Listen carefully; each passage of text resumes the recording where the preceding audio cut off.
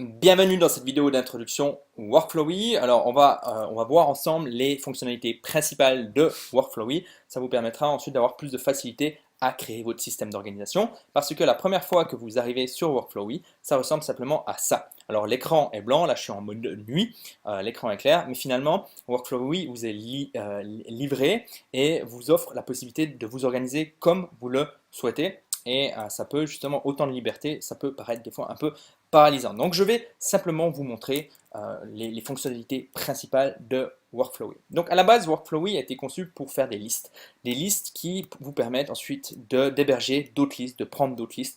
Et comme vous pouvez le voir, je viens d'ouvrir plusieurs listes, ceci très rapidement. Et ensuite, je peux facilement refermer les listes. Okay, et passer à une autre liste. Donc ça, c'est le premier point.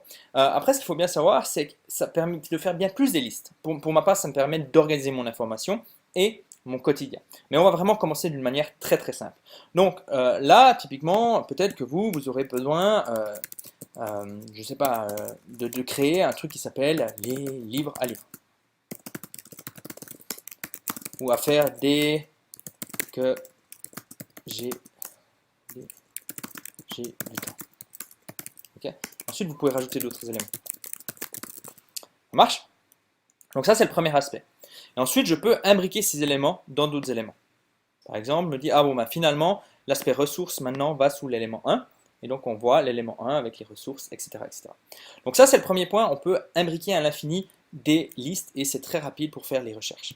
Premier point. Deuxième point, comment naviguer dans Workflowy. Alors, premièrement, ce que je vous invite à faire ici, c'est à droite, il y a un onglet que l'on peut activer en allant dans les settings et puis sauf erreur, ici il y a un bouton Help me learn the keyboard shortcuts. Donc ça c'est intéressant, ça va vous permettre finalement de mettre en place cet onglet, de faire apparaître cet onglet et d'apprendre les raccourcis. Donc ça c'est vraiment quelque chose d'important pour gagner du temps.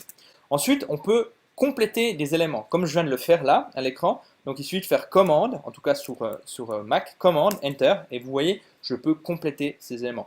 Pour supprimer un élément, je fais shift commande delete et j'ai supprimé l'élément. Maintenant, pour cacher les éléments complétés, parce que peut-être vous ne voulez pas les voir, il vous suffit de presser ce bouton-là et vous les cachez sans les supprimer. Okay. Maintenant, pour ouvrir et fermer les listes, donc là il y a un petit plus, okay. Là je viens d'ouvrir une liste, et je peux la refermer. Ce que je peux aussi faire, c'est ici Expand All, c'est-à-dire quand vous avez des grandes listes et que vous voulez vraiment avoir une vue d'ensemble sur tout ce que vous avez, vous pouvez tout ouvrir d'un coup. Je vais peut-être juste montrer à quoi ça ressemble. Voilà. Hop. Et donc là, je suis ici, et je peux faire Collapse All, je ferme tout, Expand All, j'ouvre tout. Okay. Hop. Maintenant, rechercher dans les listes. Pour faire rechercher dans les listes, j'appuie sur ESC. Et puis, je peux par exemple chercher le terme complété. Je ne sais pas s'il y a, non, parce qu'il est supprimé. Je viens de le supprimer, donc il ne le prend pas. Mais si je me mets ici et que je tape par exemple objectif, il me trouve le terme objectif. Okay. Si je quitte le mode nuit, il me le met en jaune.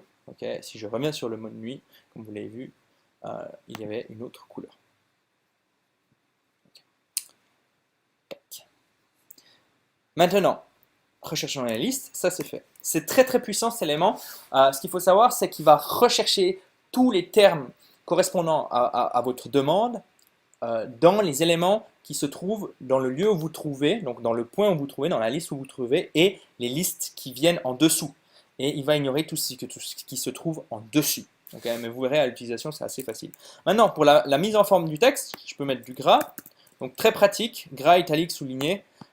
Commande I pour souligner, pour italique, commande B pour le gras et commande U pour le souligner. C'est pratique quand vous écrivez des articles, quand vous créez du contenu directement dans Workflowy, comme je le fais. Okay.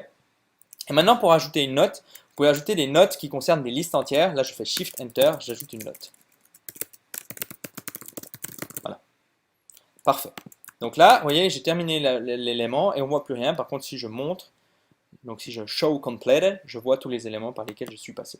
Maintenant, on va revenir en arrière et on va voir l'utilisation, une autre fonctionnalité que je trouve très intéressante qui est l'utilisation des hashtags.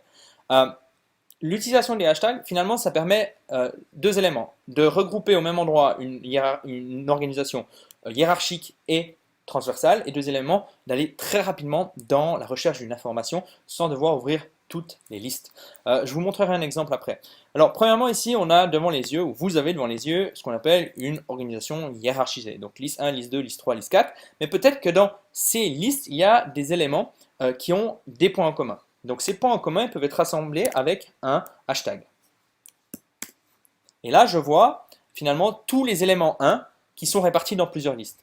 Et ça, c'est très pratique lorsque on veut avoir justement une organisation hiérarchique et en même temps une organisation transversale. Et je vais vous montrer un exemple concret. Donc, je vais venir sur mon écran de base. Donc, ça, c'est mon tableau de bord. Et vous voyez les checklists. Les checklists, pour moi, c'est des listes de contrôle, c'est des procédures à suivre.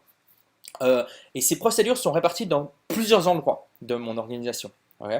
Mais des fois, j'ai envie de pouvoir visualiser rapidement toutes mes checklists. Par exemple, quand je dois les mettre à jour. Par exemple, quand je veux avoir une vue d'ensemble sur les checklists qui sont à ma disposition. Okay.